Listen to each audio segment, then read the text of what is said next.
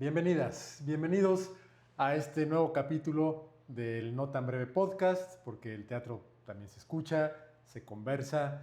Y hoy para platicar está con nosotros un actor a quien yo he admirado desde hace más o menos 30 años, que lo conocí en escena cuando yo comenzaba apenas a acercarme al teatro. Y después, pues afortunadamente la vida nos juntó, ahora es un amigo, un colega con quien hemos tenido la oportunidad de trabajar.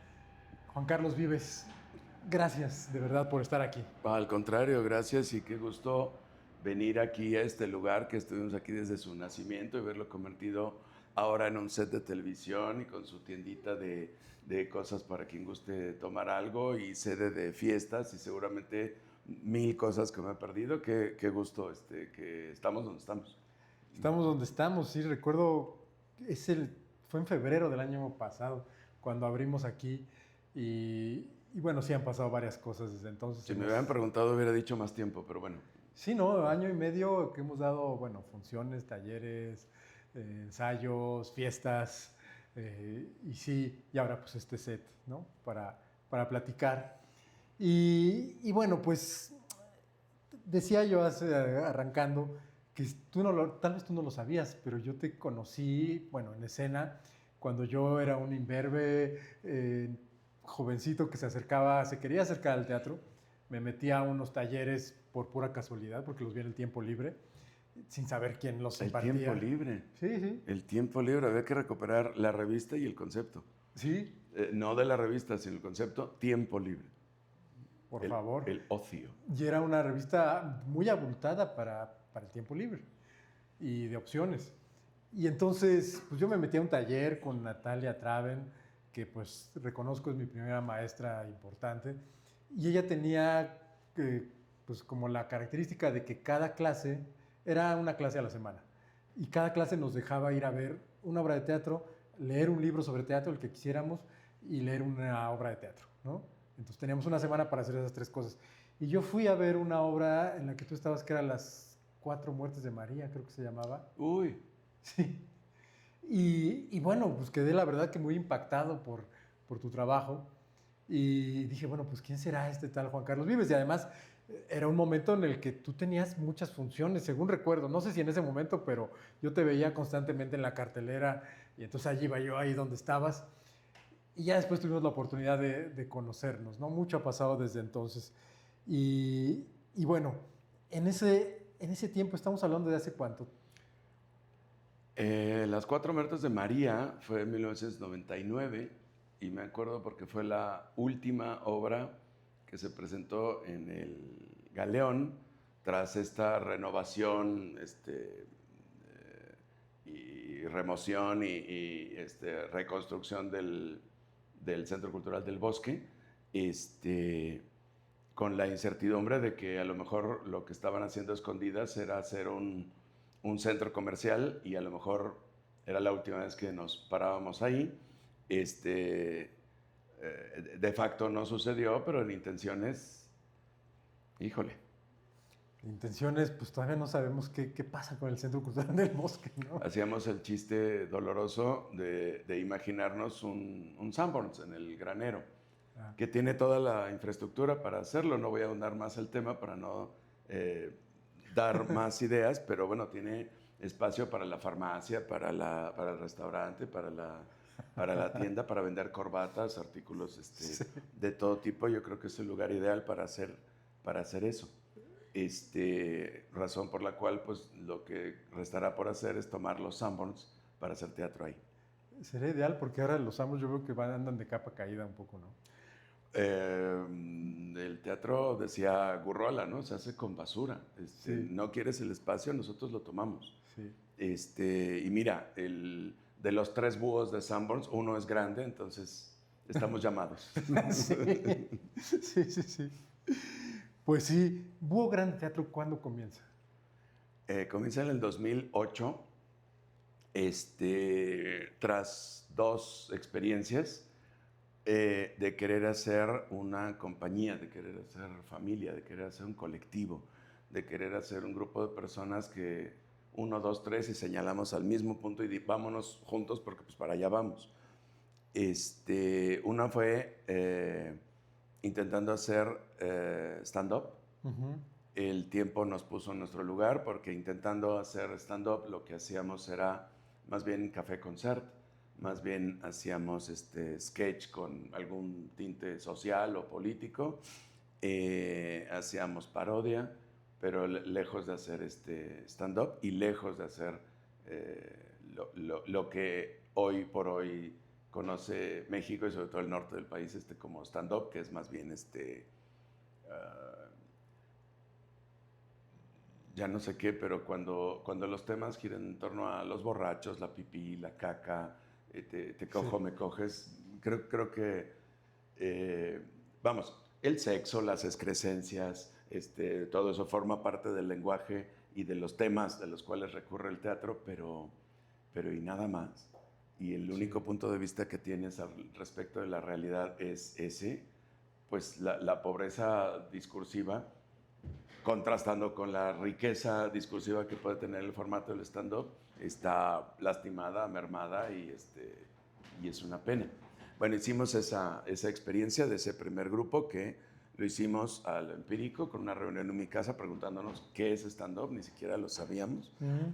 y haciendo lo que pudimos y haciendo como pudimos y ¿Quiénes arrancaron entonces? uy, Ana Francis Moore, Wow. este, y estaba ahí Moisés Arismendi, Yuriria del Valle, Cecilia Sotres, Marisol Gacé, Miguel Ángel Barrera, Mónica Huarte, Sí. en fin, ¿no? Y después algunos otros, César Panini, Tino Morán, en fin, ¿no? Sí, sí. Buscando lugares y había en el ambiente una necesidad de hacer lo que hay ahora, pues buscando un barecito, un rincón, un tabladito, un sitio donde me diera chance de conectar mi micrófono y decir, esta boca es mía cuando me pongo de pie a stand up y hago lo que hago, ¿no? El proyecto era muy fácil de vender porque éramos muchos y cada quien tenía uno o dos stand-ups y los podía mediante sus combinaciones lo podíamos presentar y lo vendíamos como, bueno, tú me contratas un mes y no se va a repetir un solo show en cada día que lo presentes, esto era muy fácil de venderlo, y entras al mundo del, sí, no, mira, los covers van para ti y las bebidas para mí, y y bueno, no nos fue tan bien y de repente había mucho estigma y de repente cada quien se fue a hacer sus cosas. Me quedé yo solo con 3 stand-ups que juntos los presentaba yo, con yo y mi alma, presentándonos en algún lado y devengué de alguna manera lo invertido. Y la segunda compañía fue una cosa que se llamó la Liga Mexicana de Improvisación. Claro. Este, Que son quienes inician la impro acá en México. pues bueno, quien vea este podcast puede poner abajo en los comentarios la palabra farsante si piensa que estoy diciendo una inexactitud, pero todo el mundo se pelea. Yo fui el primero que hice Sí. improvisación acá en México y nos olvidamos pues de Palillo, de Cantinflas, de Tintán, pero bueno, así de ingrata es la realidad. Pero lo que sí nos pasó a nosotros, fuimos los primeros con cierta notoriedad, ¿cierto? Marquesina, ¿cierto? Mira, hay unos cuates que se dedican a hacer improvisación, valorados por las agallas que implicaba subirse al escenario de veras en blanco, bueno, por supuesto con una técnica aprendida y con una manera de abordar el espectáculo, pero con esa adrenalina, bajo el cobijo de la gestión de Luis Mario Moncada, que nos hizo grupo residente del Helénico. Sí. Entonces, esa era la gran ventaja, tienes un espacio, tienes toda una serie de cosas resueltas en ese sentido para hacer, pues no sé, hemos de haber hecho bueno, la Copa Improvisadores que se hizo cada año y unos 5, 6 espectáculos más, con su cresta y con su valle y con su, al contrario del stand-up, que fue un asunto de no me quiero encasillar aquí, voy a hacer mi carrera porque lo que quiero es ser famosa o famoso. Aquí más bien fue el no tratarlo como la realidad nos estaba empujando a hacer, que era la liga, ahora se dice link, Ajá. mexicana de improvisación para tener esa bandera, esa manera de acceder a hacer espectáculos y justo en el momento donde había que crecer, es decir, dedicarnos a la docencia, dedicarnos a la investigación, dedicarnos a no hacer espectáculos basados en juegos de improvisación, que era lo más conocido por programas como Hotline y Anyway, Saturday Night Live y cosas Sí. angloparlantes y de ese tipo de tradición. Y fíjate, otra vez stand-up. No nos organizamos para dar tal pasito y lo siguiente que hice fue, bueno, si no es con este grupo de personas que hace stand-up, si no es con este grupo de personas que empezamos a hacer improvisación y que de hecho se fueron yendo poco a poco, pues soy yo. Y lo que quería era algo que volara, que tuviera que desplegara las alas y que dijera, a ver, bueno, no es aquí solo en la tierra, sino volar. Y pues bueno, sabía yo que le quería poner un nombre de ave y sabía yo que no quería un proyecto de amigos. Entendido no como el principal germen de todo proyecto creativo, que es la amistad, sí, sino en las consecuencias para con lo que nosotros hacemos, ¿no? Si en una reunión de amigos nos ponemos a improvisar tú y yo, quedará en el calor de tu hogar, en las cervezas o el café que nos tomemos, en el goce del momento, en el disfrute del mismo, y no como para perpetrar un movimiento, una compañía, un colectivo, una cosa por el estilo. Entonces dije, pues vamos solitos. Entonces, Búho Grande, como mucha gente hace, empieza a llamar actores. Sí, y a lo que voy es, tiene una compañía que es la persona y su computadora. Esa es la compañía. Sí. Finalmente, y vamos, reunía a gente con la que me interesaba trabajar en torno a proyectos, en torno a, pues bueno, ¿qué voy a montar? Me cansé también de trabajar para otros.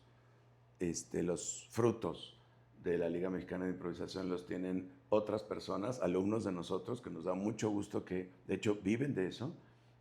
La Improlucha, la Casa del Humor, en fin, muchísimos proyectos que han sido sí, ya muchas ramas también, ¿no? Muchas ramas. Sí. Buenas y malas, gordas y flacas, pero bueno, muchas. Y eso está bueno. Y de ahí sale Búho, que además ve de noche. Sí. Grande teatro. Pues mira, y Búho Grande Teatro, pues claro, sigue vigente.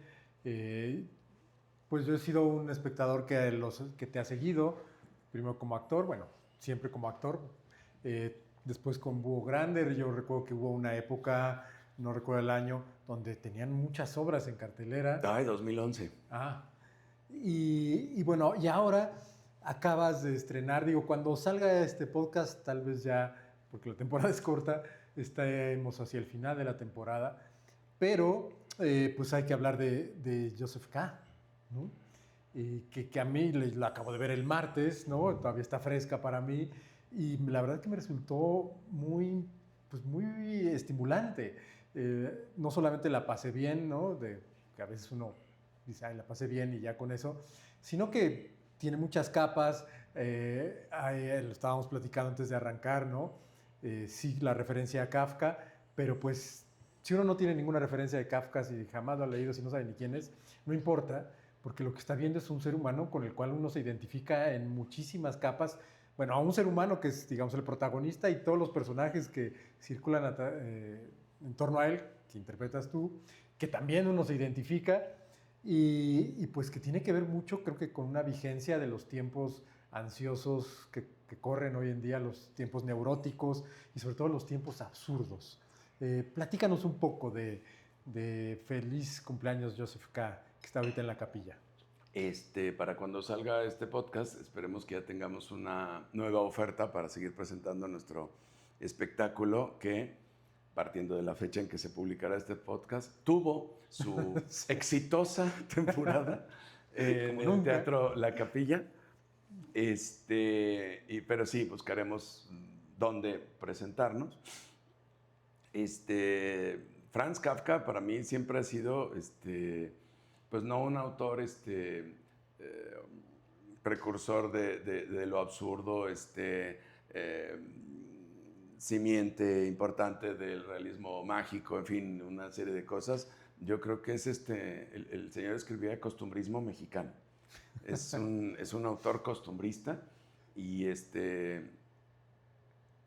André Breton, o no me acuerdo quién, decía, bueno, esta es la tierra de Kafka por cómo suceden las cosas y cómo se dan, y cómo navegamos naturalmente en un mundo absolutamente absurdo.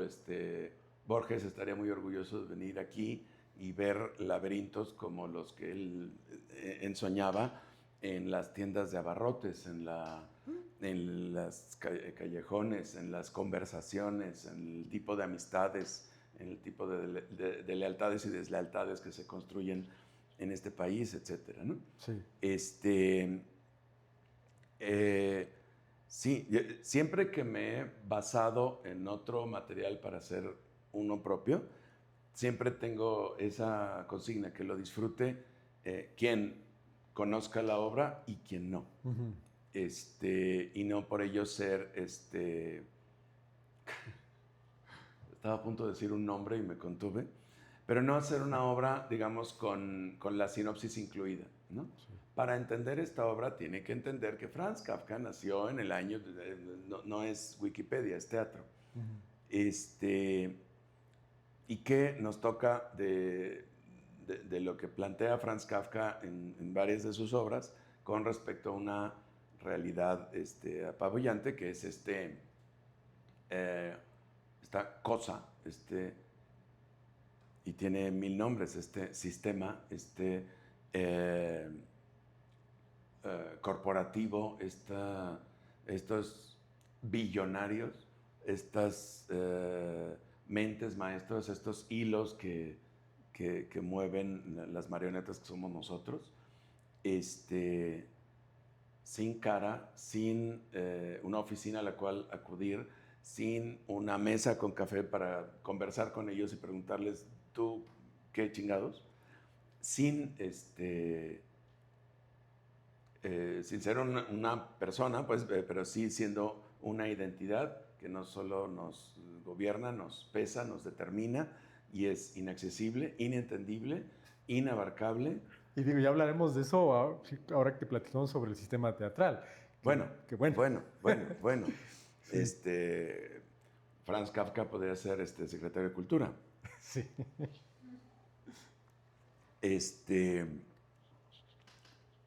Lástima que, digo, no solo ya murió, bueno, se me atravesó la anécdota. Franz Kafka confía en su mejor amigo para que en cuanto él muera, se queme toda su obra porque le parece anodina, insulsa y sin sentido alguno. Y este amigo le desobedece a tal voluntad mortuoria, como se diga. Y bueno, el proceso es publicado post-mortem hace exactamente 100 años y viene a cuento en este espectáculo.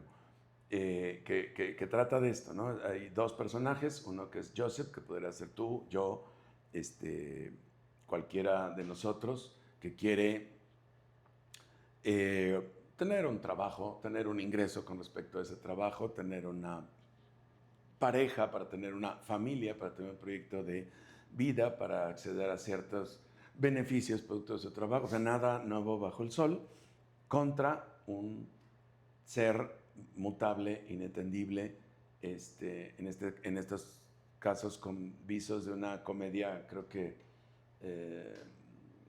burlona, irónica, provocando este tipo de risas que no, no son dulces, son más bien como amargas, como agridulces. Me río, pero no sé bien a bien de qué. ¿O de quién? Si del que está ahí o del que está aquí sentado. Y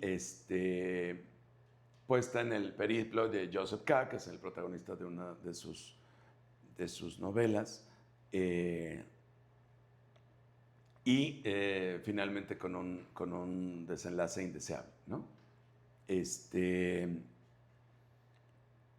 Y bueno, a lo largo de la temporada, que todavía no tenemos, pero sí con el estreno que aconteció hace poco, tuvimos una muy linda reacción, pues no dimensionamos, salvo los comentarios que te hacen en casa, porque yo también ensayo mis obras en mi casa. Los comentarios que te hacen en casa de que, bueno, está muy bien, está muy pertinente y de que incluso llega al alma y genera incluso algún tipo de emociones. Y estamos muy, muy contentos. Y creo que ha sido importante abordar este texto, a partir del cual pues hicimos esta obra, del cual pues bueno, espero tengamos noticias. Sí, y me gusta mucho también, se lo platicaba aquí a Brandon, que es una obra que, bueno, el teatro, claro, pasa por muchísimos lugares, un teatro que es más representacional, otro menos representacional, documental, autorreferencial, de mil formas, ¿no? Pero a mí me parece que aquí hay cosas muy esenciales del teatro en su puesta en escena, ¿no? Primero un espacio vacío, prácticamente vacío, dos banquitos, dos actores y echando mano de todo lo que compone la actuación, caracterización, trabajo interno, trabajo físico, relación, en fin, ¿no? Yo siento que es una obra que de alguna manera recupera, por decirlo de un modo, ¿no? O que echa mano de muchos elementos del teatro. Es una obra profunda y además intensamente teatral, ¿no? En el mejor de los sentidos, lo cual además pues atrapa, por lo menos a un espectador, refiriéndome a mí, que me atrapa, me fascina y de repente ya no siento por dónde llegaron los golpes, ¿no? Y entonces ya me reí y digo, ay, pero este se parece a mi papá. Ya me reí y ay, este soy yo, sin duda. Entonces, sé que la trabajaron Bernardo y tú la escribes, eres dramaturgo. Sí. ¿Y cómo es ese proceso? Ahora sí que, ¿cómo es ese proceso?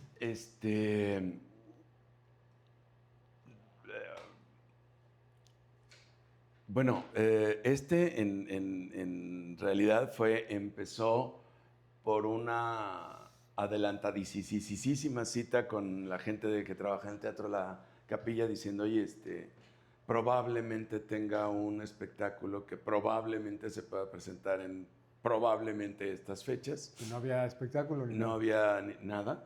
Y un plan macabro, ¿no? Estoy trabajando esta, pues si puede ser, pues puede ser esta otra, pero si esta no funciona, pues puede ser esta otra. O mis alumnos, estamos preparando una apuesta final de ellos, pues bueno, ellos. La vida se va dando, para no hacerte el cuento largo, y total, queda, no se hace, esto tampoco, los alumnos deciden no creer en su colectivo, no creer en el trabajo colectivo, entonces llego con Bernardo, que es mi profesor adjunto de ese grupo, y además es mi exalumno, y le digo, ¿qué hacemos? Tenemos estas fechas, era 31 de agosto, y la estrenamos el 14 de octubre, de 0, en serio. No tenía un as bajo la manga. Le digo, ¿qué hacemos? Empezamos a hablar de temas en continuidad con los muchos temas de los que hablábamos camino a la escuela. Teníamos que tomar el tren suburbano para tal efecto. Entonces, pues bueno, el trayecto es largo y hay mucho de qué platicar, ¿no? Entonces teníamos, de alguna manera, charlas avanzadas sobre grandes abstracciones o grandes concreciones, ¿no? El teatro, la vida, la puesta en escena, el actor, en fin, ¿no? Razón por la cual nos fue muy fácil decir, y si es a partir del proceso de Franz Kafka, mira, pues a ver, sí, suena bien, y, y a mí me sirve mucho charlar con el interlocutor, porque conforme vas hablando, más estás siendo escuchado y más te escuchas a ti mismo y vas elaborando conforme hablas, y esto es una técnica que más que confundirme me aclara, y es buen método de trabajo que me dejó, por ejemplo, la improvisación, ¿no? Donde a cada estímulo recibido no es desdeñable, al contrario, es un ladrillo más para construir la pared que todavía no tiene forma, pero consiste de estos y no de otros ladrillos. En primera instancia, porque en segunda, por supuesto que hay que discriminar, hay que decir, bueno, ¿qué crees? Lo que platicamos la semana pasada no sirve, pero solo puedes llegar a la conclusión, no sirve, justo porque te permitiste bueno, a ver, uno y otro y otro y otro y otro. Pues ya que la vemos la pared, pues qué pared más fea, entonces la gran noticia es esto no funciona. Y platicando, la primera piedra la lancé yo, y si vas sobre el proceso, porque teníamos muy claro que tenía que ser algo que tendría que ver con nuestras diferencias evidentes, ¿no?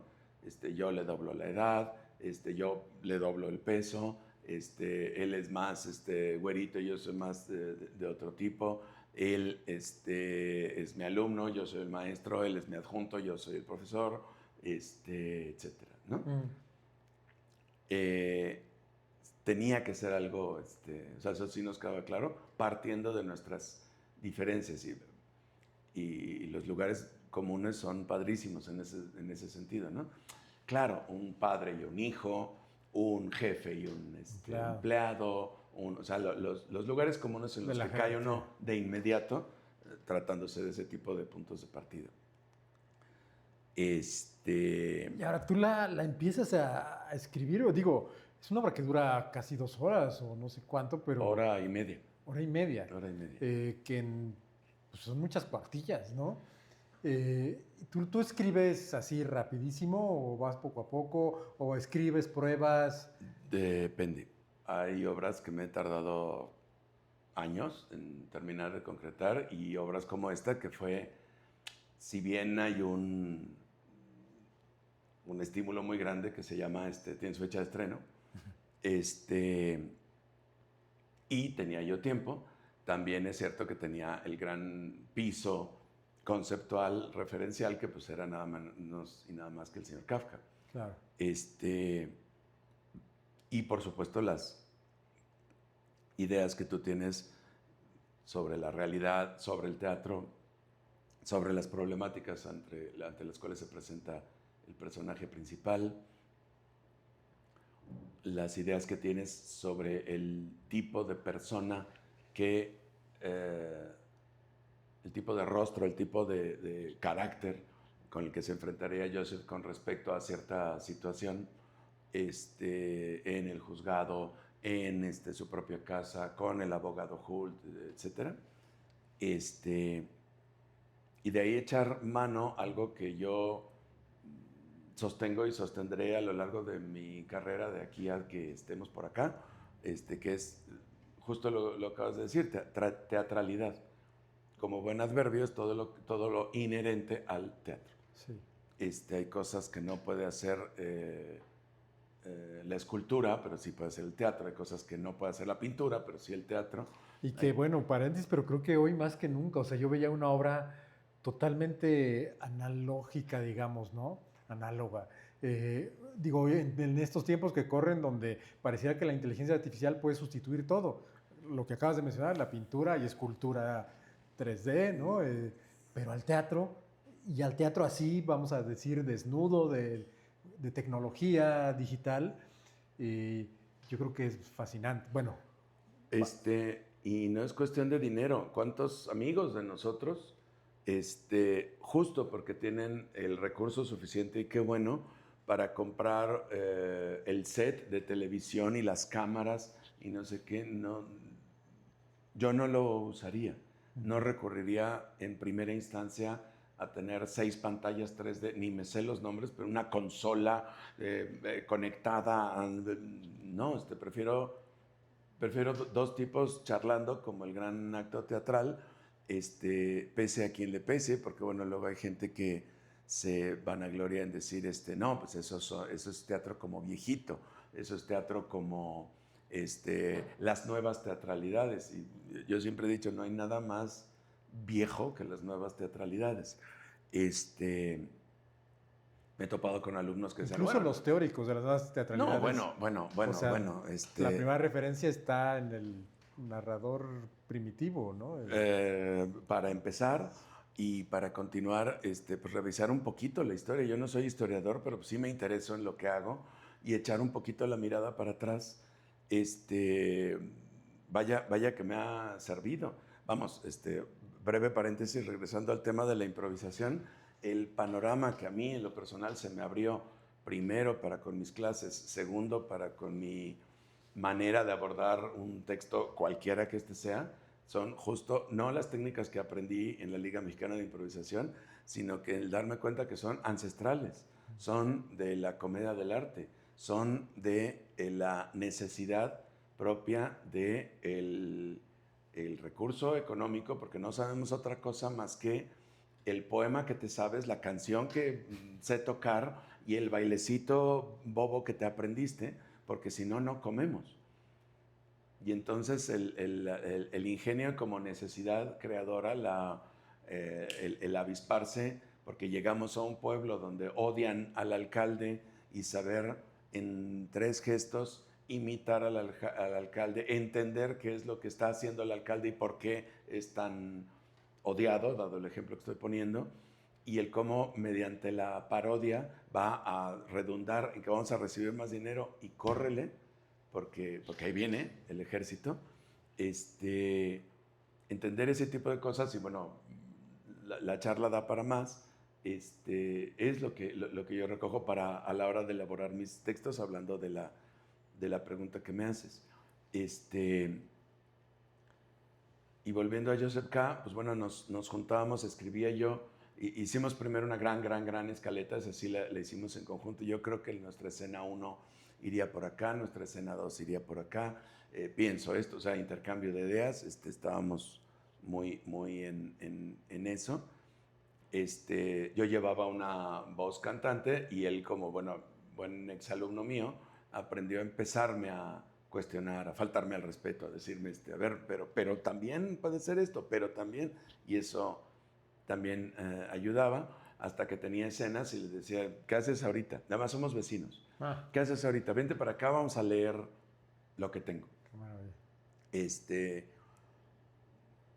Coincidió que iba saliendo bastante bien, me decía sus puntos de vista, yo mismo oyéndola decía, no, esto sí, la leíamos frente a la computadora para que ahí mismo hiciéramos, en fin, cositas, desde acentos hasta escenas completas de no, esto no funcionaba para afuera. Es que esto que cuentas también remite a, no sé, al teatro isabelino, por ejemplo. Digo, pero no había claro, computadora, pero ahí estaba el dramaturgo con su plumita, rompiendo hojas, reescribiéndolas, cambiando actores, ¿no? pero claro. Es un poco el mismo proceso, ¿no? Y digo, en tu casa además, ¿no? No necesitando infraestructura.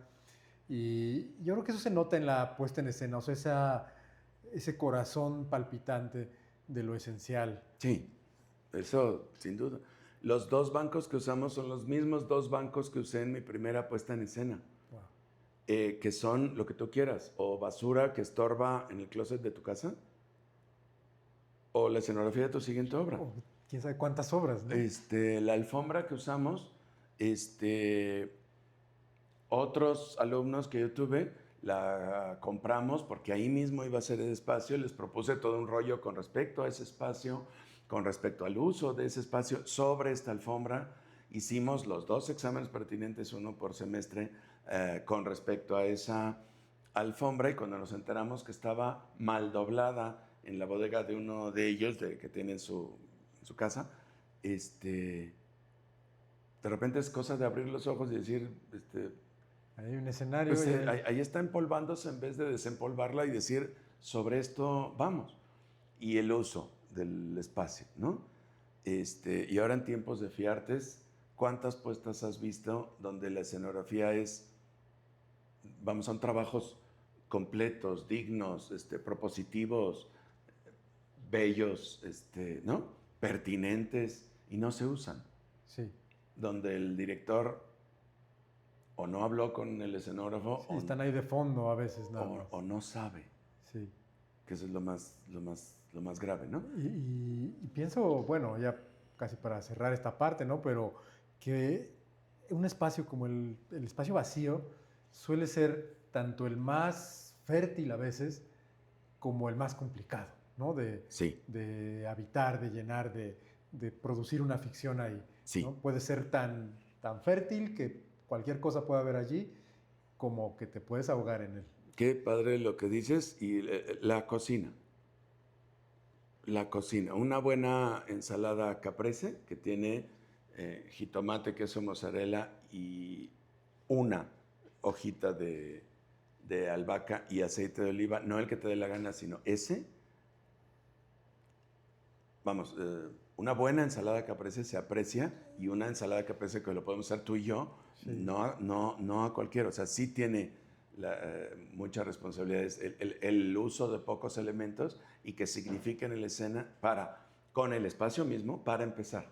Con el espacio mismo, con la puesta en escena y lo que pretendes, y crear con el espacio que tienes la puesta en escena que cabe ahí y no otra. No es precariedad lo que estás perpetrando, es un lenguaje. Es un lenguaje. Ahora, pues claramente tú te has formado como actor primero, ¿no? Sí. Y no sé, si después escribiste o dirigiste, pero pues como actor también tienes una actividad constante, ¿no? Afortunadamente. Y una de ellas reciente, no sé qué tan reciente la habrán producido, pero pues recientemente salió a la luz, que es el trabajo audiovisual, Las Muertas. Sí. Donde además eres un escritor, ¿no? ¿Cómo encaras ese trabajo? Digo, en relación a lo que acabamos de conversar, ¿no? El teatro desprovisto y de repente una superproducción. No me imagino cómo habrá sido ese set, pero pues 50, 60, 100, 200 personas alrededor de ti y tú ahí frente a tu máquina de escribir. Bueno, hablando de cualquier trabajo audiovisual, hay una ilusión óptica que siempre saco a colación. La serie, la que sea, ahorita hablamos de Las Muertas, pero cualquier serie, digamos, que tiene cierto éxito, sale en todos lados, está en todas las televisiones, tienen dinero para salir en todas las redes sociales, tener toda la difusión. Entonces, la percepción de ese trabajo es muy grande, muy amplia, muy completa y muy abarcadora en más de un sentido. En términos reales, en la vida de un actor, esa cosa de la que estoy hablando se reduce a 1, 6, 10, los que sean, llamados, donde te levantas muy temprano en la mañana, vas, esperas como ostra y te llaman para hacer una escena parcial. Y digo parcial porque en el teatro, en el espacio vacío, justo por estar vacío, pues lo tienes que llenar ¿con qué? Con todo lo que es el actor. Todo su cuerpo y todo lo que lo integra, su voz, su mente, su presencia corporal, etc. Y aquí no, aquí estás en este cuadro, o en este cuadro a veces, ¿no? Entra la mano a la máquina de escribir, eso es lo que actúa, mientras acá pues puedo estar revisando mis redes sociales para ver cuántos likes vamos teniendo con la serie que estás haciendo. La edición es otro asunto. Si tú repites una escena 10 veces, coño, por probabilidad una tiene que salir bien. Y puedes darte el espacio de irlas descubriendo en la toma 1, toma 2, toma 3. Mira, esa te quedó padre, bueno, vamos a hacer otro, vamos a concedernos. Tenemos tiempo, y haces 10, en el mejor de los casos. Una tiene que salir bien y el buen ojo del editor, a veces de la mano con el director o de la selección del material que se haga previamente, pues muchos mejores momentos pegados unos con el otro, pues hace un gran trabajo, pero en términos reales uno tiene una sesión donde la cámara está rodando y ahora más porque pues no es el celuloide, son píxeles. Claro. Entonces sí puedes tirar una escena 10 veces. Tú y yo venimos de una época donde tiene que salir en esta, compadre, porque no tenemos dinero. Y una saldrá. Pero tu día de trabajo finalmente consiste en, no puedo creerlo. No puedo creerlo. No puedo creerlo. No puedo creerlo. Y una será la que te convenga. Ya. ¿Cuánto me llevó? Pues Sí. corte a Segundos. comer, pues corte, toma, haces bien. Y por supuesto, no quiero ser maniqueo. También hay escenas más demandantes en otro sentido, pero generalmente tienes ese tipo de cosas, ¿no? Y ahora tú preparas, supongo, porque yo reconozco que en ti hay un trabajo que luego se deja un poco de lado que tiene que ver con la creación de los personajes, ¿no? Hay también, no sé, vías de actuación donde pues, el actor es un poco el mismo en distintas situaciones, ¿no? Pero a ti sí te gusta crear personajes, Sí. ¿no? Y lo reconozco, digo, habiendo trabajado contigo, pero también pues, en muchos trabajos que te he visto, ¿no? También para lo audiovisual, ¿haces ese trabajo? ¿Te preparas de alguna forma? Técnicamente, ¿qué haces? Sí, sabiendo que ese trabajo puede ir muy pronto al cesto de la basura. Por miedo o por ignorancia o, en el caso de lo que me ha tocado, por una combinación muy triste de las dos. Cualquier tipo de exaltación emotiva o de exaltación caracterológica, ¿no? Gente que habla demasiado con las manos y que esto forma parte de su característica, que tiene esta necesidad de hablar así, por terror o por ignorancia. El primer sensor que tienes es el director, la directora o el camarógrafo, Bájale, no sé qué, bájale. De hecho, dicen un insulto que no es tal, que es estás muy teatral. Yo ya estoy acostumbrado a contestarle, tu comentario es muy cinematográfico, si ya nos vamos a insultar. Y es terror absoluto, porque a Al Pacino jamás le han dicho eso. No. Y vaya que pega gritos, ¿no? Y cualquier cantidad de actores que tienen este espacio de exploración corporal, vocal, por lo tanto mental, Sí, con respecto a lo que están hay haciendo. una escena que yo siempre pongo de ejemplo en ese sentido, que es Daniel Day-Lewis al final de Petróleo Sangriento, ¿no? Cuando mata a su ex amigo, ¿no? En el boliche, que es una cosa extraordinariamente teatral. Bueno, Por es supuesto. todo el cuerpo, toda la energía, pasando por muchos lugares. Y claro, ahí tiene la pericia el director, pues de abrir la toma, de hacer lo que tiene que hacer con la cámara y captar ese momento que bien podría estar en un escenario. Bien dicho. De la mano con la pericia de un director que permite tal situación. Por eso hablo responsablemente de cobardía. Sí. Y de miedo, y no es para menos. Vamos, yo nunca he tenido 20 millones de dólares pesando sobre mis hombros delante del actor que quiere probar su cuerpo. Claro. También eso es cierto. Ni unos horarios para hacer la toma, porque hoy tenemos que grabar sí o sí 22 escenas, porque la luz se nos va, porque, en fin, lo estoy diciendo desde mi humilde trinchera y en lo que me toca hacer. Pero sí, suelo preparar pues algo que me diferencie de mí y algo que diferencie del trabajo anterior, por supuesto, en dirección de lo que yo intuyo puede ser el personaje parcial que te presentaron, porque puedo contar las veces donde se me ha entregado el script completo de lo que vamos a hacer. Claro. Te mandan las escenas que te toca hacer y son, otra vez, el espacio vacío. Si te toca decir, sí, por favor, no estoy de acuerdo, allá nos vemos. Puede ser o lo más parco posible, entonces lo haces en el naturalito más Más chiquito, pincho más- de la historia de la cinematografía mundial, o es el gran espacio de creación justo por lo mismo que acabamos de hablar del espacio vacío. No necesitas el gran texto como para crear algo, pero sí necesitas la voluntad de ambas partes de poderlo hacer. Y también es cierto que hay ficciones que te lo permiten de una manera y ficciones que no. Entrando ahora hacia las muertas, pues ahí no hay mucho que hacer porque mi única toma frontal es esta, donde, bueno, no hay ninguna otra característica más que por el fenómeno de la edición, ahora ponerse a escribir toda la serie que ha acontecido frente a mis ojos o finalmente frente a mi espalda. Ujú. A mí me da risa, porque yo salgo en toda la serie, pues sale mi hombro, es el overshoulder más largo de la historia.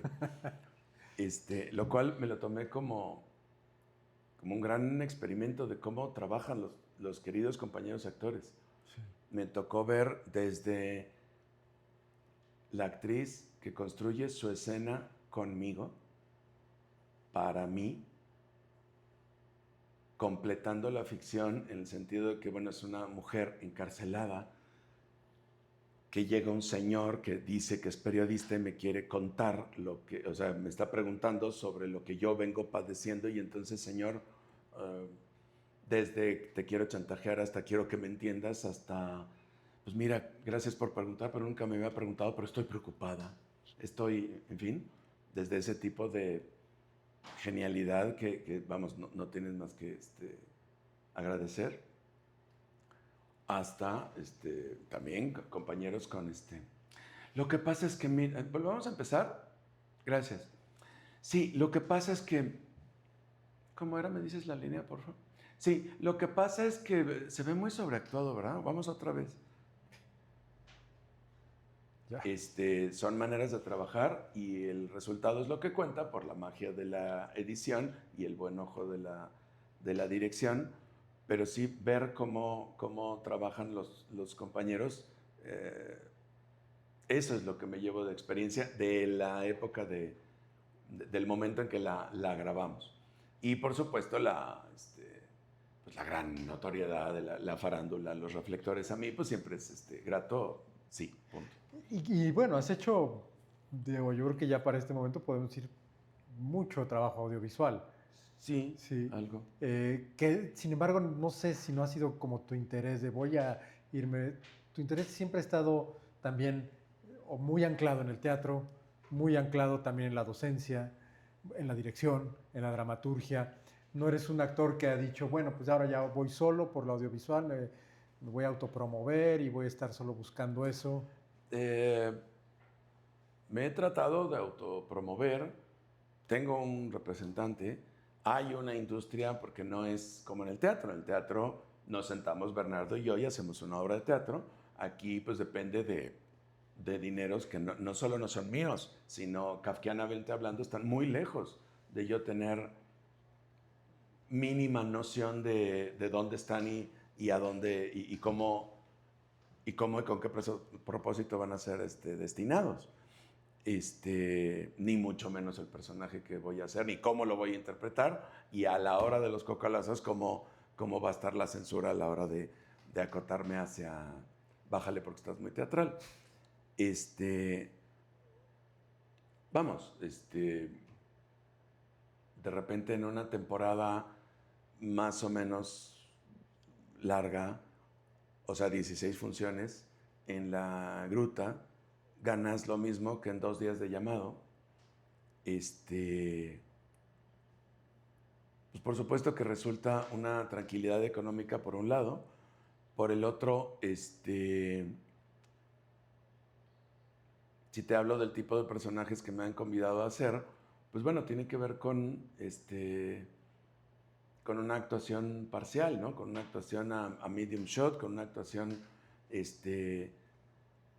no me ha tocado hacer, a mí, qué sé yo, cortar cartucho y volarle las las llantas a un tráiler que se va a volcar por el precipicio.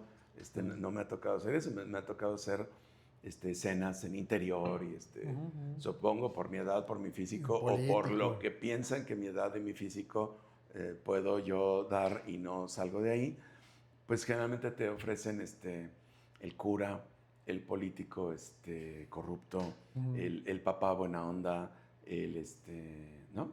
Sí.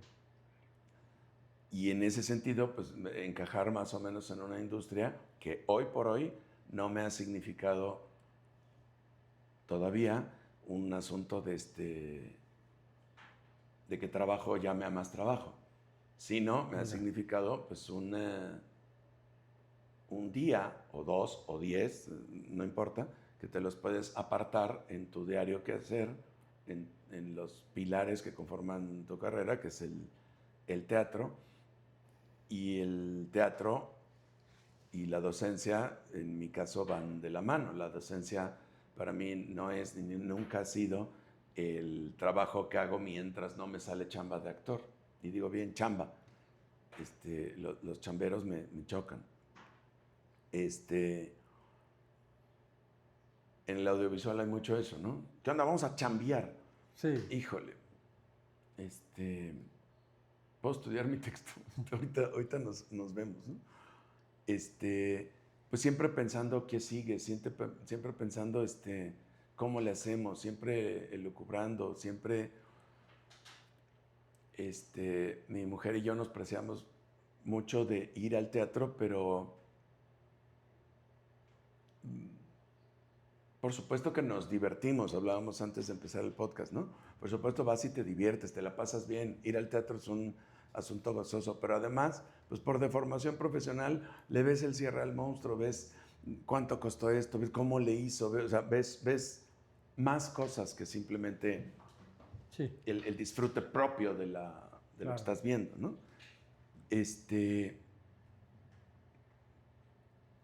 Mandar a los alumnos a ciertas obras de teatro, a veces a propósito, a mandarlos a ver obras que te parecen, obras que no te parecen, porque finalmente es material didáctico para la discusión en la clase, te hace estarte reconfigurando todo el tiempo, ¿no?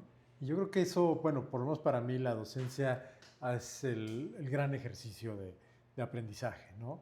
Vaya que sí. Ahora, me gustaría que nos platicaras, conversar, digo, son ¿cuántos años de que saliste del CUT? Uy, 34. 34 años. Y a la fecha que salió este podcast al aire. Claro. Y tú has, ahorita trabajando con un exalumno, una larga trayectoria también como docente. ¿Te recuerdas a ti como ese alumno que llega, pregunta, entrega sus papeles para inscribirse al CUT, a ver si lo aceptan, ya con un ímpetu por haber hecho teatro pues, en la prepa? ¿Cómo fueron esos años? Me recuerdo como ese alumno todo el tiempo. Todo el tiempo. Hay un ejercicio que hago con cierta frecuencia, inspirado en Carl Sagan, el programa de Cosmos que tenía. Una frase que me marcó para hacer teatro y para hacer dramaturgia, que es, si queremos crear, la frase dice más o menos, si queremos crear un pastel de manzana desde el principio, tendríamos que inventar el universo. Y sí, o sea, y pone el ejemplo muy simple, un pay de manzana, pues bueno, tiene manzanas y la manzana pues la tuviste que cosechar, y para cosecharla tuviste que plantar un árbol, y plantar un árbol tienes que sacar la semilla de algún lado, tuviste que regar agua, pero entonces tuviste que tener esa agua hasta el Big Bang. Este fenómeno causa-efecto que puedes llevar hasta donde tú quieras. Ha permeado sobre todo mi dramaturgia en ese sentido. Entonces, regresar a, si yo no hubiera abordado este ejercicio en primer año de la escuela, yo no hubiera entendido tal concepto que me llevó a probarlo en este trabajo que hice después, y si no hubiera resultado de tal manera, y si no hubiera ido fulano de tal a ver esa función, no me llama para el siguiente trabajo, en el cual no conozco al otro productor con el que el otro trabaja, ¿no? Que me tiene aquí terminando temporada de Feliz Cumpleaños Joseph K. Y ahora, tú entras al CUT. ¿Quién es tu primer maestro de actuación en el CUT o maestra? En el CUT, Sí. bueno, varios. Los alumnos del CUT somos los más caros de la universidad. Tienes un grupo de maestros entregados, apasionados. A mí todavía me tocó una época donde hacer teatro era importante. Antonio Peñuñori, Raúl Quintanilla, José Caballero, Raúl Caluris, Esther Seligson, José de Santiago, Raúl Cermeño, Luis de Tavira, José Ramón Enríquez, David Holguín, Luisa Huertas, Angelina Peláez, Juan Tobar, Gilberto Guerrero, Fidel Monroy, más Sí. todos los anteriores. Alejandra Gutiérrez, en fin. Y tú ahí aprendes, vamos a decir, pues las bases técnicas Sí. Que pues supongo que después sigues probando, empiezas a modificar, Sí. en fin. Y en esa época tú sentías, lo estoy logrando, sí estoy avanzando, ya pasé a segundo año, me aprobaron, no me corrieron, o en algún momento te sentiste totalmente desorientado, de decir, yo para actor creo que no. Sí sentía, voy avanzando, sí sentía, basándonos en Carl Sagan, esto que vi me está sirviendo hoy y creo que tiene abrevadero en el futuro, eso lo sentía. Me sentí extraviado, sí, pero totalmente extraviado no. Me sentía con dudas, me sentía frente a una pared que no entendía, me sentía frente a un ejercicio que no salía avante, pero no totalmente perdido. O sea, me quedaba claro que era producto de un mal día y que era cosa de ir a casa, darse un baño y volverlo a intentar.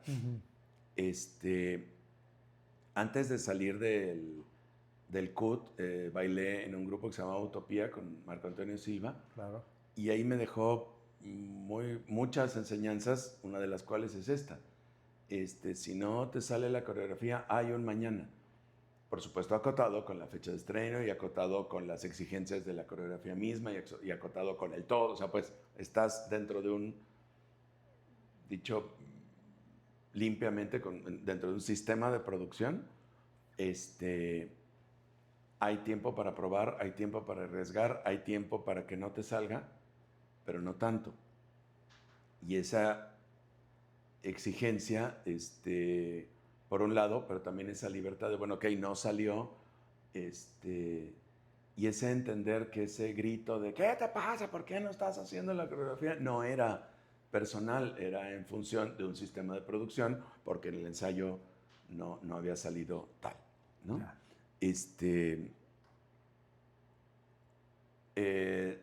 De la mano con un CUT muy convulso. Me tocaron muchos directores. Entré a un CUT en paro, luego en interinato de David Holguín, luego una primera gestión de Raúl Quintanilla, una segunda muy controversial con respecto a una muy mala relación con difusión cultural, luego Raúl Cermeño, en fin, ¿no? ¿Tú egresas con Cermeño? Sí. Ya. En el año 91. 91. Wow. Ahora, pues, como decía al principio, yo he tenido la enorme fortuna de conocernos. Recuerdo que, no sé si nos conocimos allí en una cena hace muchos años, o por ahí nos habremos cruzado. Luego creo que te invité En un VIPS, producto de un taller que dio Marco Antonio de la Parra. Claro, de dramaturgia. De un taller que le puso dramaturgia de la imagen. Ajá. Y como celebración de ese final del taller, creo que ahí. Claro. Creo. Y eso, pues no me acuerdo en qué año fue, 2003, 2004, 2005, no sé. Y bueno, y después pues tenemos la oportunidad de trabajar juntos. Un proceso muy corto para oír aullar una vez a los lobos, ¿no? Había Un reestreno. un reestreno y en otra temporada, en otro espacio. Y bueno, proceso así un poco rápido, como luego pasa, ¿no? No como el que uno hubiera querido. Y sin embargo, pues yo lo puedo decir, te lo puedo decir, te lo dije entonces. A mí me gustó mucho trabajar contigo en esa obra que pues haya pasado como haya pasado, es de las que a mí me han gustado por los fondos que tenía, el espacio que hizo Chucho. ¿Tú cómo vives vivir, oír aullar una vez a los lobos? Eh, yo vi el estreno, que también me cautivó mucho la puesta en escena, el texto y la manera como fue abordado esta problemática de esta pareja que inevitablemente va a desembocar en algo no muy bueno, perdón, para ambos. Esa es la obra que yo vi, me impresionó mucho. Es de las pocas obras que hay una imagen que me ha dado miedo, que es la aparición de este lobo. Y pasa como la magia, pues, ¿no? O sea, uno sabe que no apareciste un conejo, que la chistera tiene doble fondo, eso uno lo sabe, a uno sí. Qué bien hecho estaba de que me apareció el conejo y yo no supe ni cómo. Total, de repente en un teatro aparece este lobo y me acuerdo haber sentido mucho miedo. Y luego al invitarme a trabajar ahí, pues claro que quiero. Y bueno, yo lo recuerdo como también un placer de toparnos, de vernos, de hacerlo, con todas las restricciones de producción, otra vez, que implicaban un reestreno, que implicaban también el que todo el mundo sabía que era lo que tenía que hacer menos yo, con las libertades que podía tener el que todo el mundo sabe lo que tiene que hacer menos yo. Me acuerdo de ensayos muy, no en orden, sino en desorden. Hoy vamos a ver la escena 4, hoy vamos a ver la escena 3, hoy vamos a ver la 7, hoy vamos a ver la 1, con mucha confusión en una obra que de por sí iba y venía en el Sí, tiempo, ¿no? sí. Eh,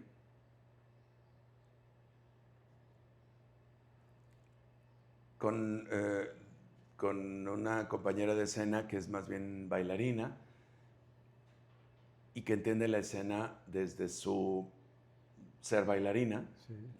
no se pide otra cosa.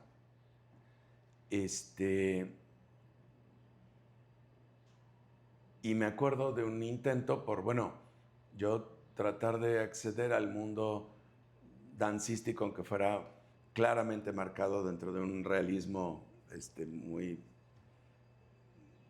muy realista, pues donde el café es el café y donde el pedazo de pastel es el pedazo de pastel, donde está el tenedor, la cuchara, en fin.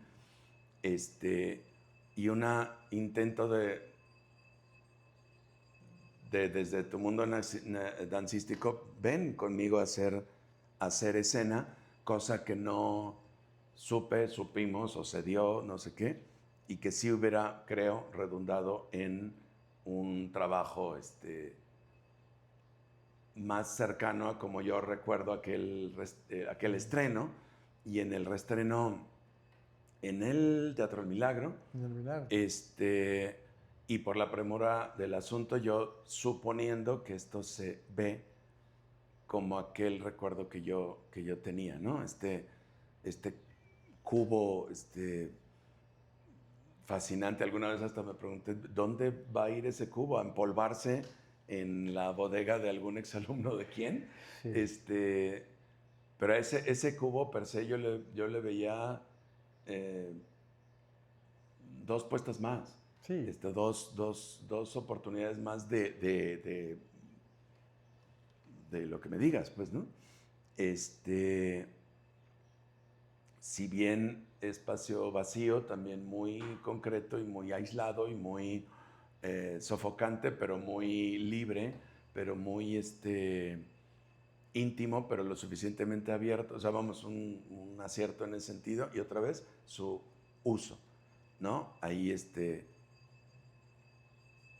Jessica Sandoval entendía muy, muy bien eso de cómo, a pesar de ser, ignoro las medidas, pues, pero a pesar de ser un espacio... Era muy pequeño, yo creo que medía menos de 2 metros por 2 metros. Debe Sí, haber sido 1,80 por 1,80. 2 metros cúbicos, suficiente como para que suceda la ficción y en los dos sentidos, pues suficiente como para que sea así de amplio y así de asfixiante, cosa que pedía la puesta en escena, ¿no? Una corta temporada como las que se vienen dando Y que ahora. ya parecería larga ahora. Y que ya Creo parecería que fueron larga. 8 esa vez. ¿8? Creo que sí. Fíjate. Y ahora ya parece una gran temporada, Sí, ¿no? no. Tristemente. Y fíjate que, bueno, en esa obra el personaje era un funcionario, ¿no? De cultura y ella, pues, un artista, ¿no? La pareja.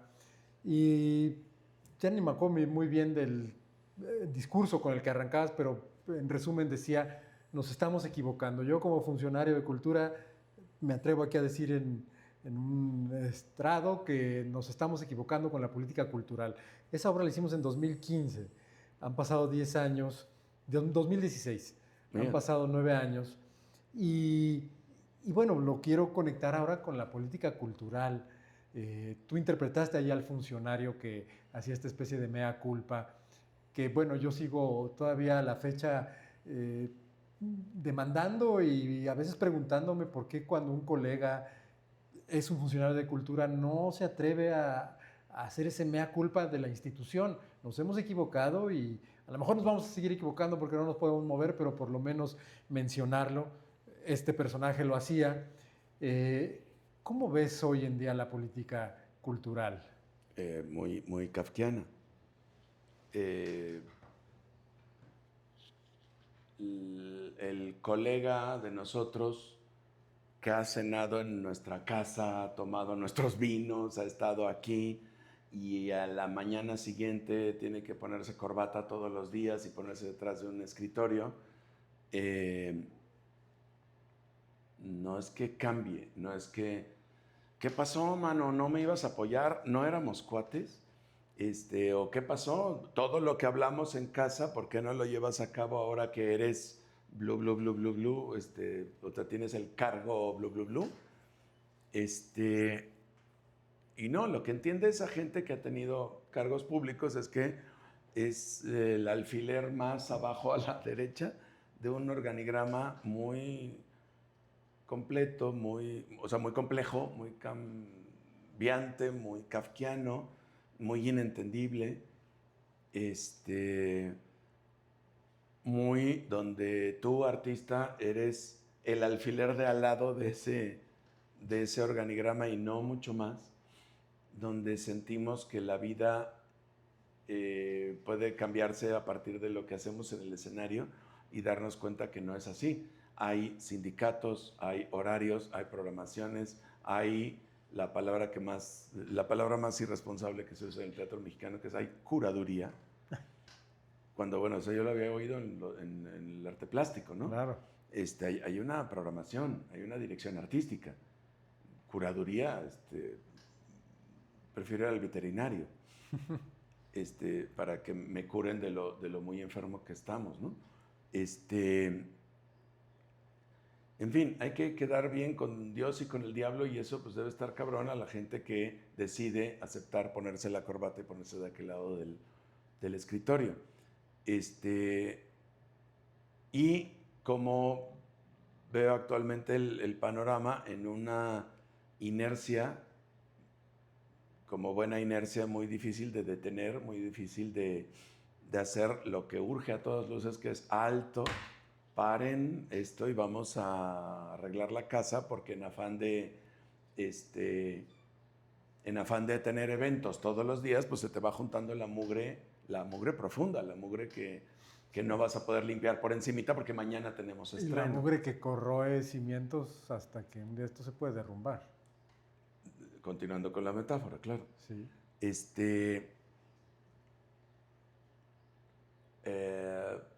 más de una vez, en los dos tonos, o sea, en broma y en serio, me dice, pues usted, maestro, anímese. No, prefiero ensayar, prefiero ir al casting, prefiero estrenar una obra.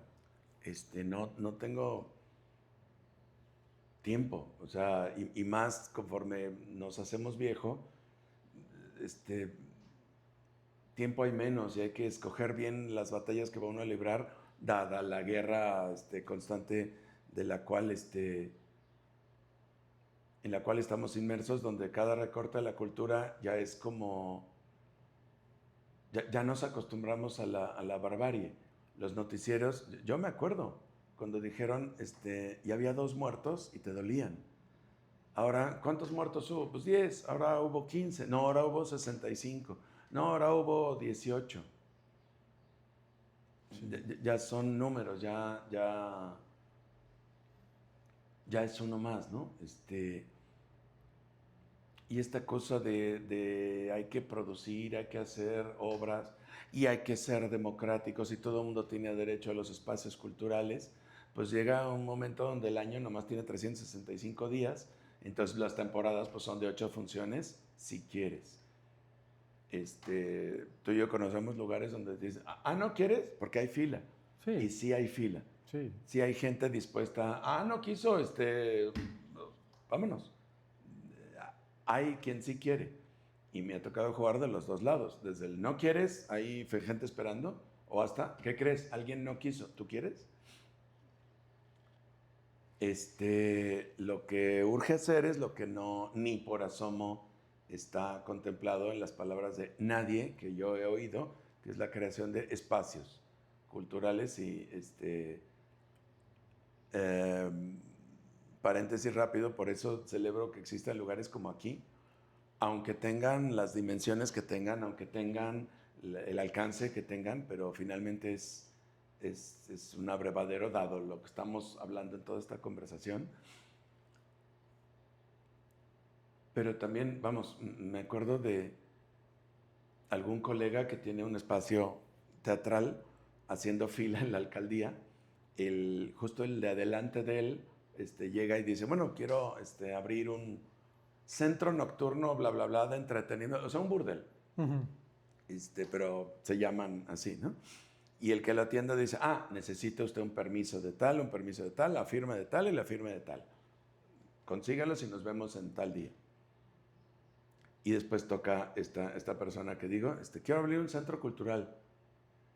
Pues, bueno, tendría usted que llevar, pues, esto, supongo que esto. Oye, ¿sabes? No sabes. Bueno, pues traigas esto y mire, para no hacerle dar vueltas y esto, y pues no sé, usted también tendría que traer esto otro. Es decir, no hay conocimiento del caminito para abrir un nuevo espacio. Sí. Contrastando con que para abrir un prostíbulo es clarísimo. Necesitas una licencia de tal o no. En fin, el camino está muy claro y el centro cultural no está claro. Si estuviera más claro, vamos, ni el EFIARTIS está claro. Sí. Si estuviera claro, pues bueno, más de uno quizá nos hubiéramos metido en esa aventura, pero ni siquiera saben para qué sirve, con qué se come en este tiempo donde vivimos, donde tú vales por la cantidad de likes que juntas o por la cantidad de dinero que atesoras. Sí, bueno, te preguntaba esta cosa de la política, ¿no? Todos la vivimos, la padecemos. Yo me imagino, bueno, regresando al inicio, ¿no? De aquella obra de las 4 muertes de María, que no sé cuántas funciones habrá dado, pero seguro 30 o por ahí. Quizá por ahí, 30, 40. Una escenografía, digo, no grandísima, pero los actores cobrando, y que pensábamos, ¿no? Bueno, pues a ver, yo pensaba, ¿no? Cuando era alumno incipiente, bueno, a ver si este actor da 4 funciones a la semana, a lo mejor da otra entre semana, y según sé, le pagan tanto, pues sí se puede vivir y a lo mejor puede ahorrar tanto. Hoy en día eso es casi tristemente impensable, ¿no? Tú lo has vivido desde aquella época, pues a lo mejor un poco más fructífera a la fecha de hoy. Y supongo que también con tus alumnos lo llegarás a conversar o llegarán a hablar de eso, de la realidad. Sí y no, porque también es cierto que todo eso es el camino que ha forjado cada quien. Afortunadamente a mí nadie me dijo, no te dediques a esto. De veras sí está muy canijo. De veras tus papás tenían razón de qué vas a vivir. De veras tu abuelita decía, pero ¿y qué es eso? De lo que para eso se estudia. Trato de ser prudente en el sentido de que finalmente esto lo impulsa un sueño, lo impulsa una gana, así como tú ves el teatro y dices y haces cuentas en privado y haces tu imaginario en torno a, y el germen de todo eso tiene que ver con un sueño, con una ilusión, con una gana de, trato de sí respetar esa gana de, así no la entienda. Es decir, he tenido alumnas, que me dicen, ¿tú qué quieres ser? Yo quiero ser TikToker. Y les digo, ¿quieres ser creadora de contenido? No, quiero ser TikToker. Bueno, ¿quieres ser videoasta? No, quiero ser TikToker. ¿Quieres ser actor? No, quiero ser TikToker. Una de dos. O hay algo que esta chica no está entendiendo, o hay algo que yo no estoy entendiendo.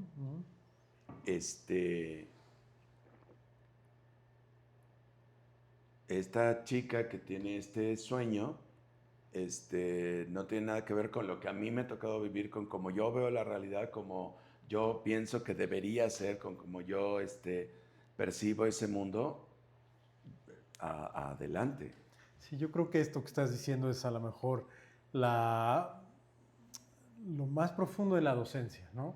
Uy, sí. O sea, el no querer imponer, el no querer dogmatizar, sino al contrario, plantear caminos para que sean recorridos de alguna forma, ¿no? Exacto. Ahora, ¿qué hay por delante para ti? En cuanto a actuación, dirección, porque cuando estábamos haciendo este podcast se acaba de estrenar esta obra en la Capilla, pero para cuando se publique, pues estará llegando al final quizá. Entonces, ¿qué sigue? ¿Qué sigue? El 17 de noviembre, no sé qué día sea hoy, de 2025, estrenamos La Cata. La Cata, donde vamos a actuar Enrique Arreola. ¿La Cata de Qatar o la Cata de...? La Cata con C. Ajá. La Cata con C. Vamos a estar Enrique Arreola, wow, Rodrigo Vázquez y yo. Eso, catando un texto, un material que estrenaremos el año entrante, en 2026, y queremos abrir nuestro proceso, que ha sido permeado básicamente por el gusto por reunirnos después de tantos años, la generación que nos conjunta, la visión que tenemos con respecto al teatro, partiendo de la generación que nos conjunta, confrontado con desde cómo nos ha ido en la vida hasta cómo vemos los tiempos presentes y venideros. ¿Texto de quién? Mío. Ajá.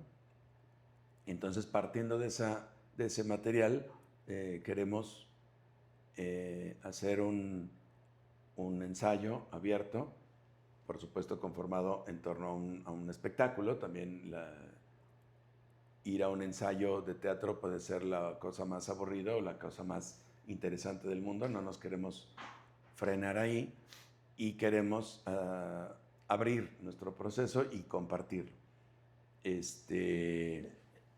Insisto, sin dejar de lado el que esto es un espectáculo. La gente va a pagar por ir a ver este ensayo abierto. Este ensayo abierto que tendrá sus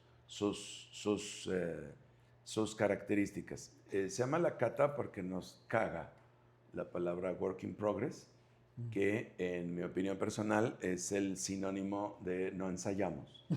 Es la gran disculpa lacrimógena de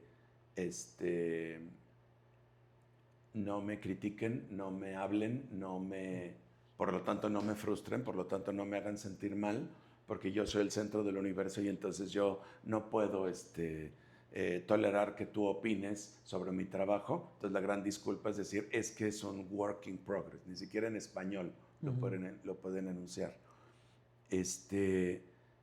A los tres nos choca la palabreja y nos choca el germen de esa palabreja, que es como pedir disculpas por algo que no ha sucedido. Es como una laca de protectora ante cualquier posible comentario que tú puedas tener al respecto, porque no te salió tal, porque no llegaste a tal, o porque me parece a mí que tu espectáculo tal, es que es work in progress. Ya con eso tengo un escudo protector con el cual no me puedes decir absolutamente nada. Ya. Pero tolerantemente, que es la peor cosa que puede haber, te escucho. ¿Y en la cata habrá posibilidad como de dialogar, de interactuar, de recabar opiniones? Es parte del asunto. La cata, lo decía yo el otro día en un ensayo, ya empezó. Empezó con el análisis, como nos gusta hacerlo, del material sobre los cuales nos estamos refiriendo. Continúa con, bueno, elegir es renunciar. Vamos a ver esta parte, vamos a abordarla y bueno, está en ello. Queremos hacer ensayos abiertos a gente que queremos, que confiamos, para que asista un día a la casa para compartir, para ver, para nosotros también probar. Finalmente, si es un ensayo abierto a público, el público va a ser esta persona en la que confiemos, en la cual estamos convidando en ese momento, y nosotros ensayaremos. No es una apuesta, no es un ofrecimiento para recibir opiniones y nosotros tomamos nota. Claro. Al contrario, la dinámica propia del espectáculo está basada en la presencia de una cuarta persona, cuarta, quinta, sexta, en fin, o sea, el público, con respecto a las condiciones del espectáculo mismo, ¿no? Ya. La obra a la cual recurrimos habla sobre el poder, habla sobre que el poder corrompe y el poder absoluto corrompe absolutamente, tan al grado que es desquiciante, enloquecedor, y la anécdota, digamos, basándonos en la anécdota, gira en torno a un hospital psiquiátrico. Entonces hay todo un acceso a la locura, hay un acceso a los parámetros de esta locura, porque para mí tú estás loco, pero para ti el loco soy yo. Claro. En fin, este tipo de cosas con respecto a una posición de poder, por supuesto, con respecto a los otros dos, ¿no? Y dirigida por ti. Sí. Y actuada también por ti, sí. Y Enrique y Rodrigo. Pues es un elenco muy, muy, bueno, por lo menos para mí, muy, muy atractivo. Cuéntame entre los que quieren ir a ver el ensayo abierto, porque me parece que es fácil. Será un placer. No sé hace cuánto no se ha conformado ese cartel, digamos. Mira, actuamos juntos en una obra hace, el año 95, 94, no sé, por ahí, 95. ¿Qué fue cuál?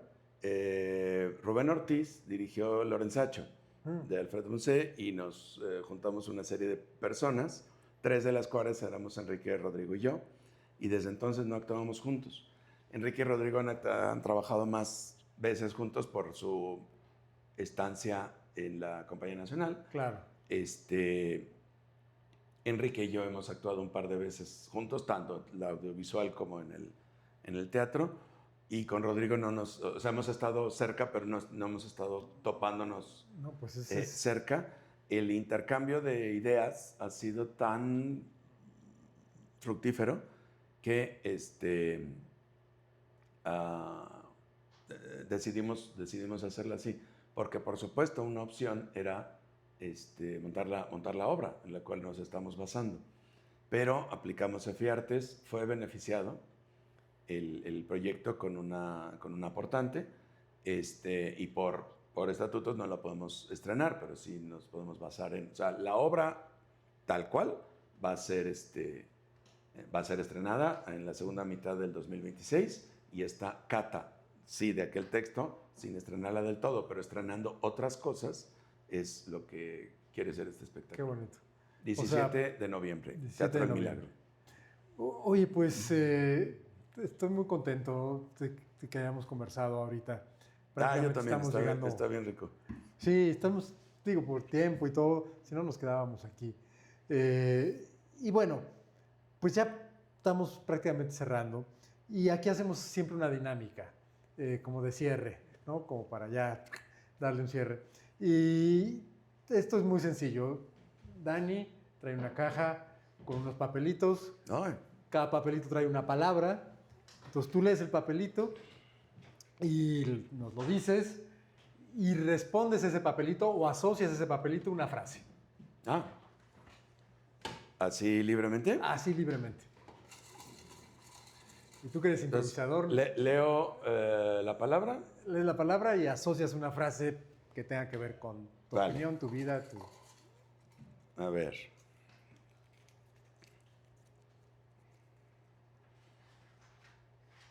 Dramaturgia.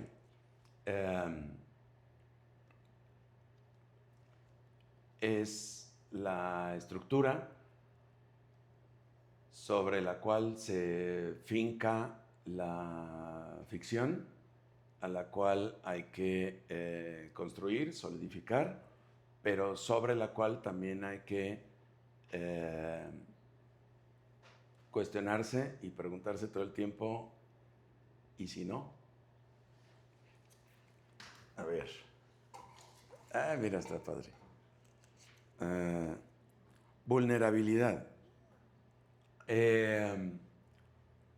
Es esta palabra manida, discutible, que es algo que se le pide mucho a todo estudiante de actuación, que se vulnere cuando la vulnerabilidad no es un medio, es un fin.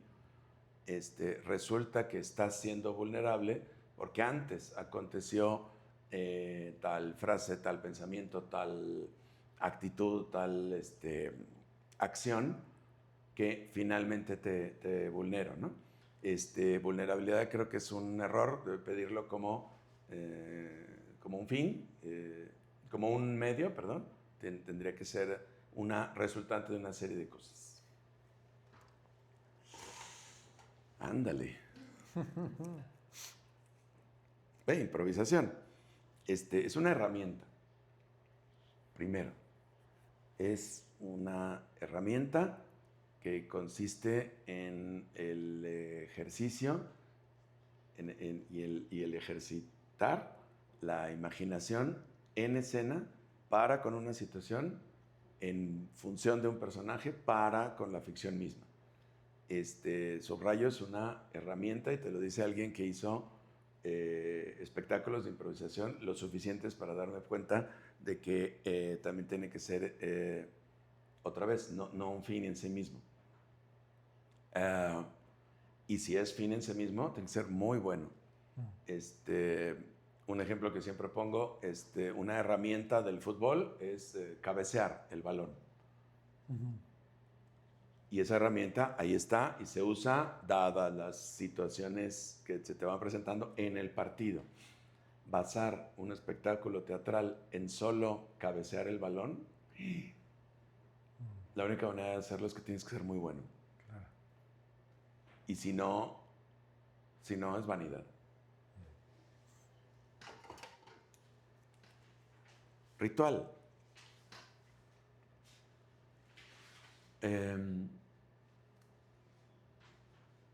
Somos ritual. Somos todos los seres humanos. Desde me levanto a las 6, me lavo los dientes, me meto a bañar, desayuno lo mismo en esta sartén y voy a trabajar para delante de este escritorio en otro, que pongo esta y no otra contraseña y regreso y beso a mis hijos porque los llevo al squash. Eso también es ritual. La conciencia de la serie de las acciones juntas y en ese orden para con un propósito específico en una circunstancia determinada. Eso creo que es un ritual. Somos ritual y porque somos ritual lo necesitamos profundamente en el recordatorio más bello y a lo que he decidido dedicar mi vida, que es el teatro, que empieza desde que llegas al camerino hasta que te vas. Yo soy de los que sí, te cambias de vestuario en el mismo orden y haces la caminada en la misma manera y estás preparándote para hacer tal cosa, para prepararte, cantar tal canción. O sea, es el ritual que te lleva a, que incluye un desearnos que haya mucha mierda o darnos nalgadas o en fin, el ritual que aparezca para que nos ayude a que la ficción se lleve a cabo. Somos ritual. Pues, como en todo ritual, llegamos al final y te quiero agradecer mucho, de verdad, tu honestidad, la conversación. Ay, al contrario, qué gusto. Todos los años, el trabajo que hemos hecho juntos, tengo un enorme deseo de que lo volvamos a hacer. Y bueno, Ay, sí, ya habrá oportunidad. Sí, ojalá que sí. Y esta es tu casa. Y bueno, pues gracias por habernos acompañado nuevamente en este capítulo con Juan Carlos Vives. Y nos vemos en el próximo, porque el teatro también se escucha, también se conversa. Gracias y hasta el próximo No Tan Breve Podcast.